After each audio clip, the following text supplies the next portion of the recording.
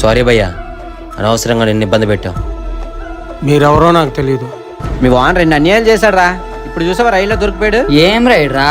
Owner ఇంటి మీద income tax raid జరిగింది కదరా. మా చిన్న ఆండ్ర కనబడక మేము బాధపడుతుంటే మీరు రైడ్లు అంతరేట్రా? అదేంట్రా న్యూస్లో కూడా వచ్చింది కదరా. మీకు బుర్రపోయిందేట్రా? మీరేం న్యూస్ చూసారా? అయితే ఇప్పుడు రమణ గారు చెప్పింది అబద్ధం అంటావా? అసలు ఇక్కడ ఏం జరుగుతుందిరా? అరే ఆగరా, ఇవి వేసుకోకుండా లోపలికి వెళ్ళొద్దని చెప్పాడు కదరా. కానీ మీరే ఇప్పుడు నాకు హెల్ప్ చేయగలరు. ఏం చేయాలి?